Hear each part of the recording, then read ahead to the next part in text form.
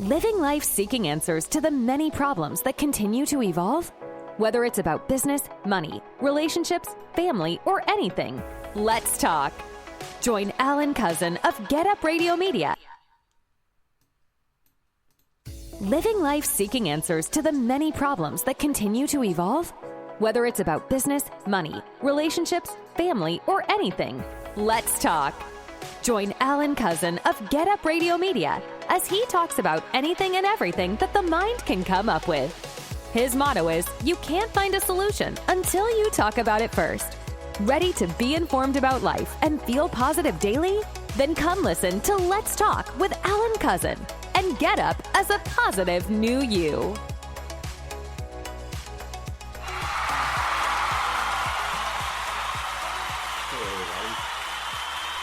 Happy Thursday. Hope everybody's enjoying their wonderful Thursday. Thank you. So, welcome to Let's Talk with Alan Cousin, your host, founder of Get Up Radio and Get Up Radio Media. Here to talk about a topic I'm sure we all are familiar with, but to give you a little insight on it, maybe help you out a little bit. So welcome today to Let's Talk, this Thursday, February 9th, 2023. And actually it's 61 degrees outside. Winter time, but 61 degrees. You just never know in Texas, you know. I'm just going to be honest. You never know in Texas.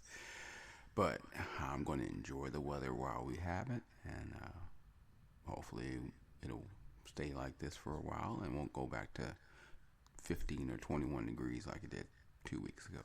So anyway, what we're going to talk about today, ladies and gentlemen, is something that I think will be very, very much of interest to all of you listening. And this topic is something that we're all familiar with, but sometimes we don't truly understand. And it has to do with credit cards. Now, those two words, credit cards, will either give you the heebie-jeebies or will make you go, yes, I enjoy those. Because it depends on how you look at the situation of having a credit card, but also understanding how to manage a credit card. So this is me, being that I am a financial consultant as well, explaining to you the benefits of having a credit card if you use it correctly. So let's talk about credit cards, shall we? First of all, there are so many of them out there. You know, you got Discover, Capital One, Chase, MasterCard, and Visa basically is your main emblems and logos, of course. Then, of course, you got American Express, Black Card, aka the luxury card, and you also have USAA and, Citibank and American Airlines, Delta Airlines, just depends on who you're looking at. But there's so many different types of credit cards out there. Now, the question you have to ask yourself, is which ones are the credit cards that are benefiting and which ones are not? Because, you can get a credit card, but just because you get one doesn't mean it's fully beneficial towards you. Because, first of all, you have an APR, which is the annual percentage rate. Now, the annual percentage rate basically is telling you how much interest you're going to pay on the amount of money that's left over on your credit card statement in case you don't pay it before 28 days. Because the thing about credit cards is they're great to have when you have the ability to utilize them effectively. Because they're basically banks giving you money. To explain to you what a credit card is a bank. It's a bank that's giving you a credit loan of some sort, because they have looked at your history and they trust that you can afford this amount of money that they're offering and basically be able to pay them back. Now, of course, because they don't want to get paid back fully, they're going to give you a little more than what they think you can afford, because they hope that you don't pay all of it back on time within 28 days so that they can get some of that interest rate off you, because the interest is what the banks are hoping for. Because if you take your credit card, utilize it, and pay it back on time, it actually does nothing for the bank. It only assists and helps you, because that meant that you needed the money at a certain amount of time, didn't have the money properly in the bank to utilize, but then you were able to use your credit card to charge and pay whatever bill you needed to pay or take care of. And then, of course, when you finally got your money in the bank, either by a paycheck, retirement check, whatever, you then paid off the credit card before 30 days, meaning that you gained no interest accrued by the bank. So therefore, you won. You were a winner. The bank was the loser. Now, of course, the other thing that's very important about credit cards is how high your interest rates are. Now, there are interest rates that I've seen as low as 6%, but there are interest rates I've seen as high as 35%. So trust me, it's very important that your credit score is very, very high, because your credit score will determine the interest rate that you will get on your credit card when you are approved by a bank. And many people feel like, well, I didn't pay that bill for that creditor, or, I didn't pay that rent because it wasn't my fault and they shouldn't have made me have to pay it, and I'm not going to pay it. Or, I didn't like how AT&T charged me for a phone bill that I didn't even do, but they told me I had to pay them anyway. And then you wind up not paying those specific bills because you feel like it's not something you should have to pay. Well, unfortunately, bad news here.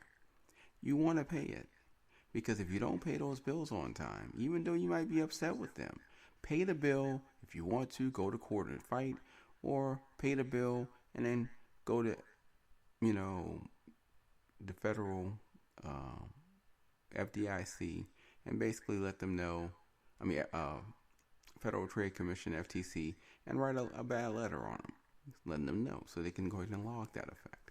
But pay the bill, because if you don't pay the bill, then what happens is that bill is going to go into collections.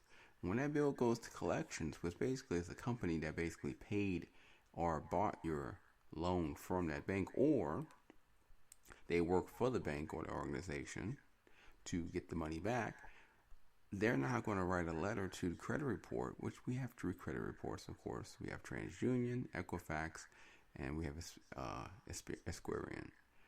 And most of the credit reports are utilized by TransUnion or Equifax. Experian pretty much, not utilized as much as it used to be, if at all. So these credit reports are going to get this notification you didn't pay this bill, and then of course they're going to put it on your credit report, which then will lower your credit score.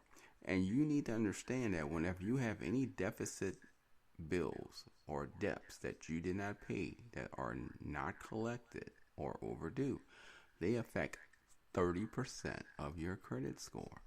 So I understand that maybe you want to pay that $100 that AT&T overcharged you, or you may not want to pay that $600 for rent that you felt was not deserving because you didn't destroy something in the property.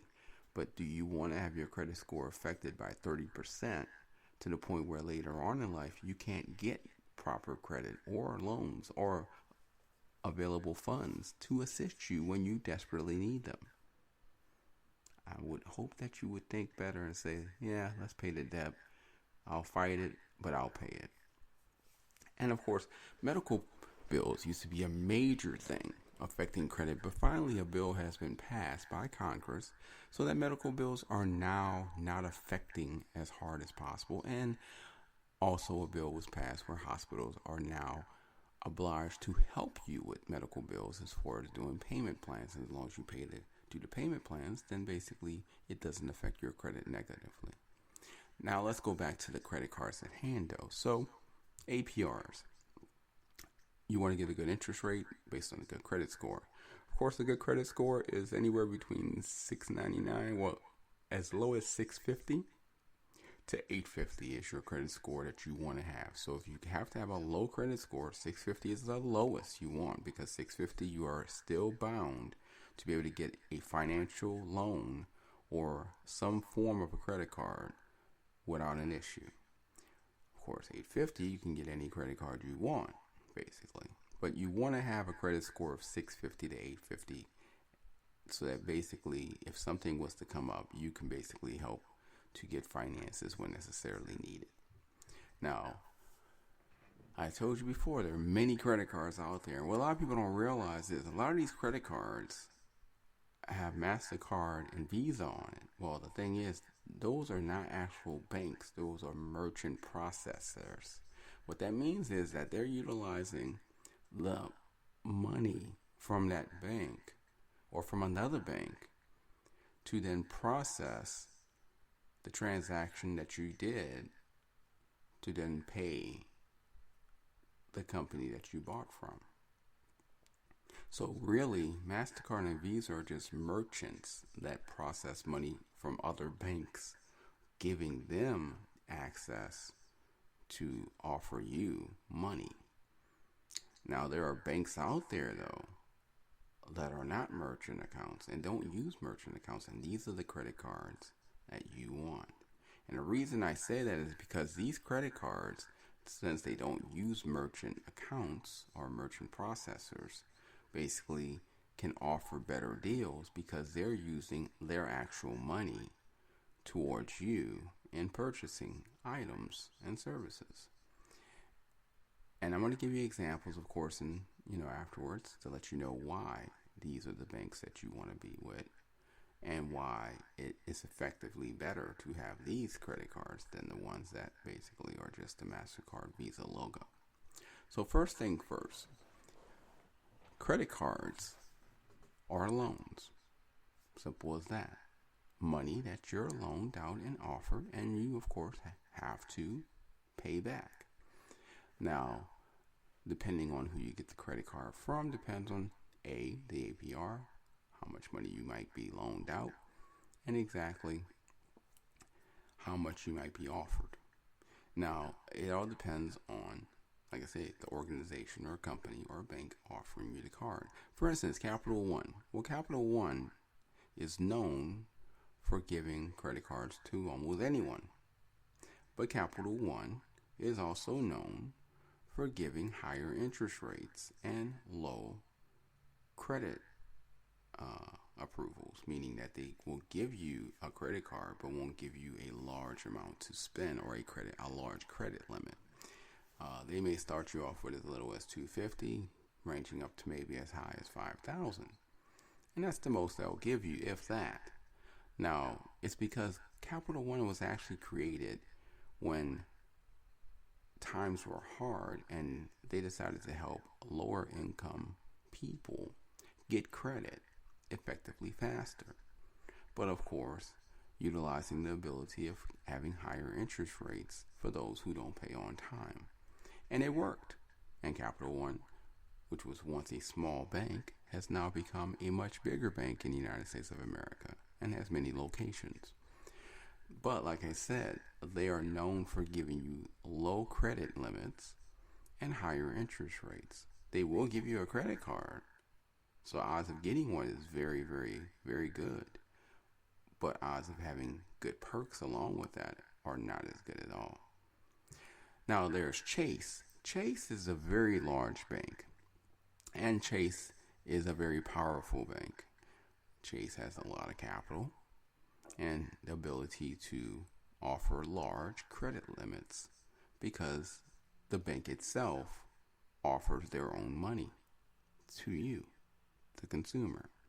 So therefore, because they're offering cash out of their own bank account, they can give you more credit limits and higher credit limits, and they can give you lower credit interest. But their average interest goes anywhere between 10% to like 15%.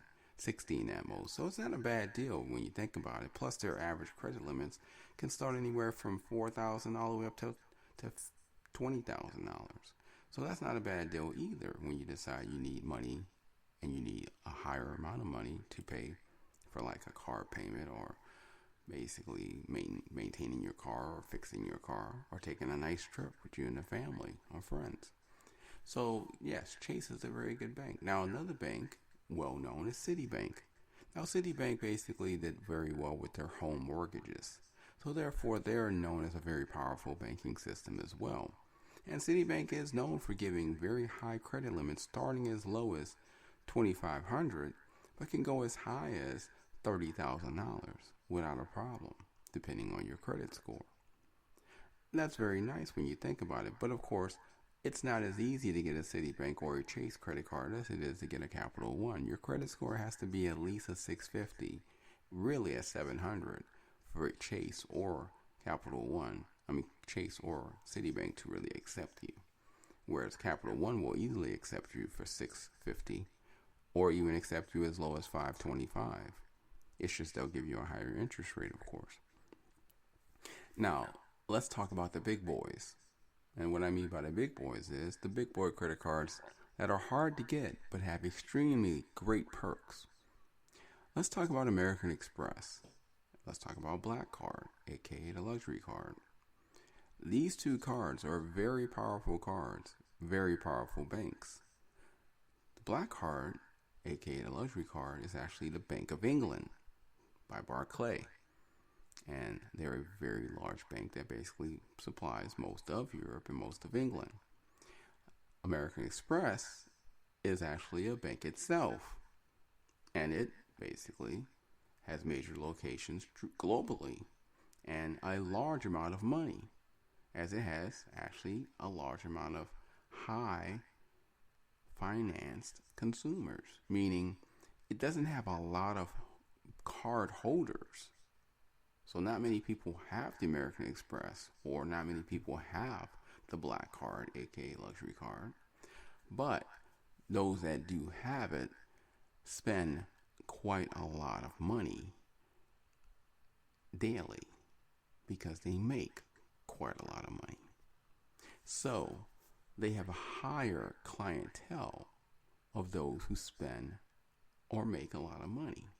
Therefore, it's very hard to get an American Express or a luxury card. I remember back in the day, actually, American Express, there was a time when you had to get an American Express and you had to pay the bill off at the end of the month.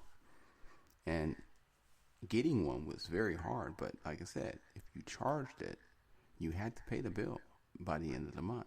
No ifs, ands, or buts. Now, of course, because of the economy and because of how big and how overpopulated we are, the American Express have now made several cards where now their ability of paying it at the end of the month is available still, but also the ability to pay it over time is available, with, of course, interest accruing. So, it's still a big boy, but it's a big boy that's being nicer to the consumer. And the thing about American Express and Black Card is that if you can get one of these cards, which, as I said before, it's not very easy to get one, extremely hard. I mean, it's just like getting American Airlines, but American Airlines has a titanium card. It's just as hard to get as a Black Card or as a American Express card.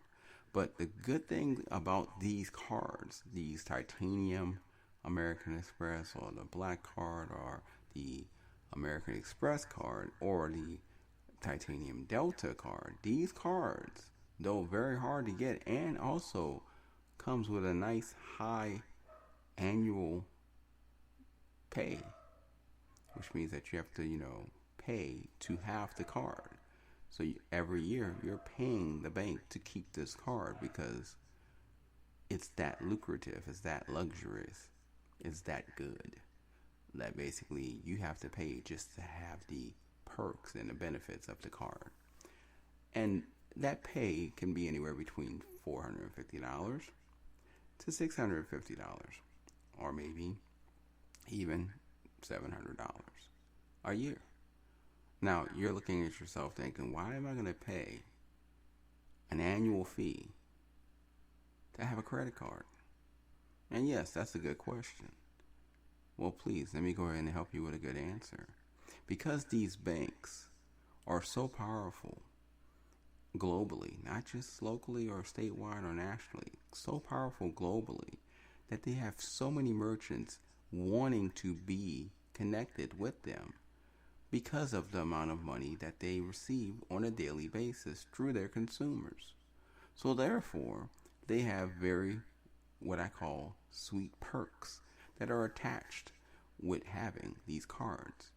One perk, per se, if you fly which quite a few of us do, but if you fly a lot, you know there's TSA PreCheck, Global Entry, and of course Clear, which is the ability of passing the line to get to PreCheck faster. Well, if you have American Express or Black Card or Titanium American Airlines card or Titanium Platinum Delta card, you get these absolutely free. So that means you automatically can apply for TSA PreCheck, Global Entry, and Clear, and you will get it for free. Now, Clear can cost anywhere from $189 a year for one person, all the way up to like $300 for a family. $400 for a family.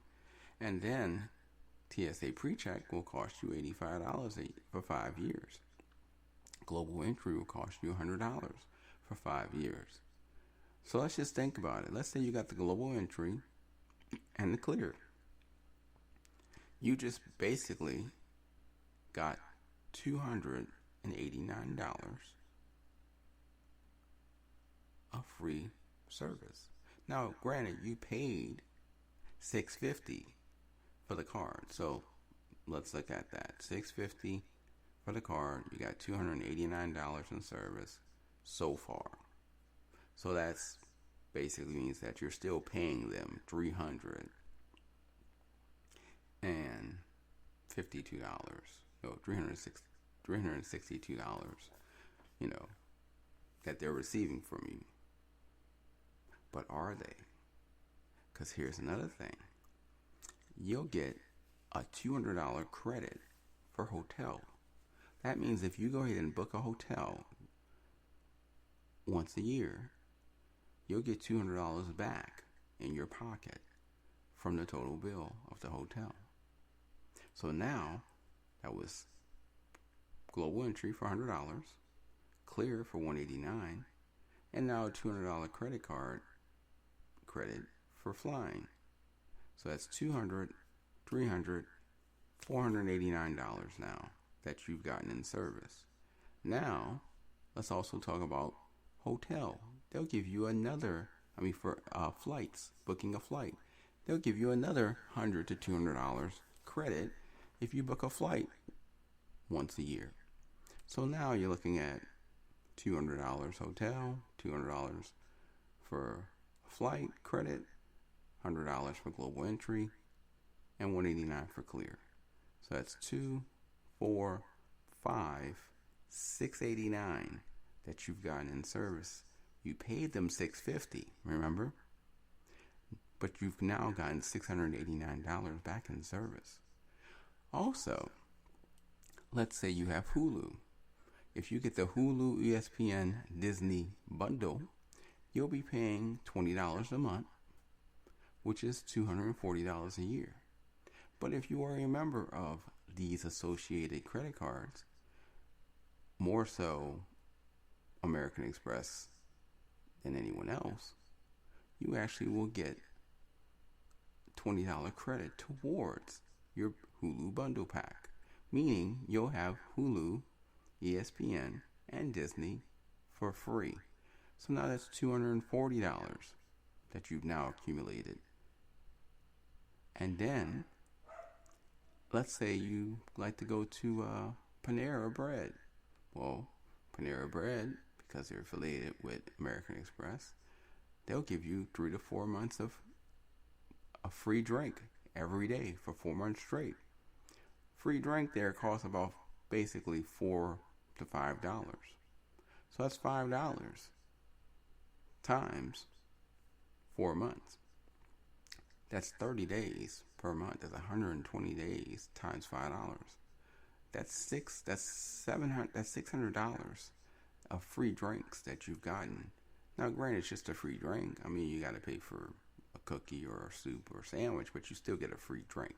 So that's basically, let's say you go to lunch, you got a Panera Bread that's near you.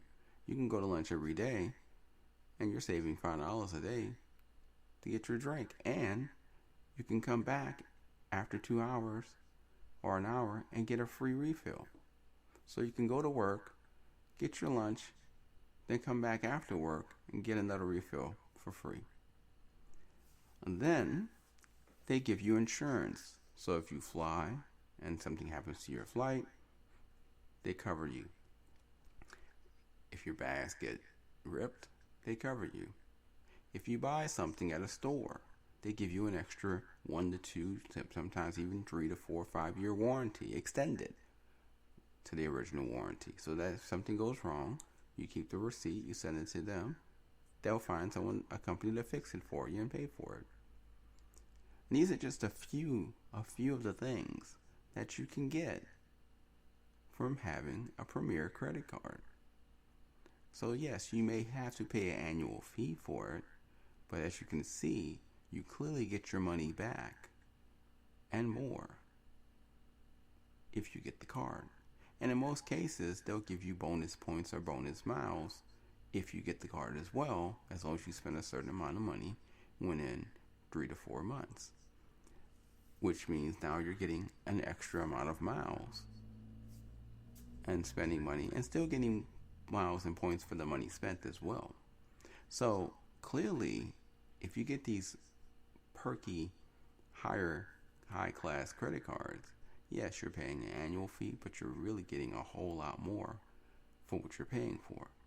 And you're a member, so you get to go to lounges for free, where lounges offer you free drinks, free food at times. Sometimes you get to have free access to what they call bed suites in the airport, where you can actually sleep for about an hour or a half an hour. You know, if in case you're tired and you just got off a flight in the airport and you got a nice hour layover, you can go sleep for a half an hour for free in this bed suite because you're a member of a certain credit card. So as you can tell, it's very beneficial actually to have these credit cards if you can get them. But once again, it's very hard to get them unless you have a credit score of normally 750 or higher. So clearly, now you may understand why these rich individuals or celebrities tend to utilize these credit cards, because they are getting so many benefits for just being a member of their card. It gives them, if you want to say, elite status and preferred membership to many opportunities, events, and places and storefronts. It makes you feel like you are a very important person. So here you are thinking, I don't want to pay $650 annual fee for a credit card. But now, after it's been explained to you, you're thinking, that's not a bad deal. That's not a bad deal at all. But the problem is, do you have a 750 or higher credit score so that you can apply and actually be accepted to these credit cards? Because as I said before, those perks come with a heavy price of a very good credit score. So if you think about it, if you know how to manage your money quite well, and you make your money and understand how to spend properly, you can have very nice credit cards with very good benefits and perks, and don't pay any interest, but always have availability to money and access when necessarily needed. Sounds like a pretty good deal to me. What do you think? I'll probably talk about this again, because this is just part 1 of part 2 for credit cards, because there's so much more I can speak about, because I just gave you a brief of the kind of things you can get. And I haven't really explained fully why credit is so important in today's economy and, of course, the future coming. But I just wanted to basically let you know a little bit about it, so you can understand that you may have a credit card right now, but might want to look at that credit card and see, is this the credit card that's good for me? Is this the credit card that's the right one for me to have? Or do I need to be looking towards a better credit card with better perks, better benefits that suits my needs as an individual? Something you need to think about. So I'll leave you thinking on that. And I hope you join me next time so we can continue to further this with part 2 of credit cards. But thanks for listening. And as always, remember, you can't find a solution until you first talk about the problem. Communication is key, and information is powerful, and knowledge is power. Thank you for listening.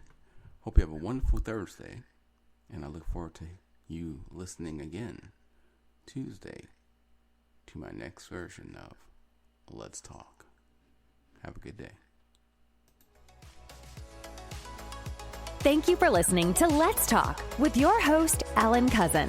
If you have any questions that need answers or wish to be on the show, feel free to email us at letstalk@getupradio.com.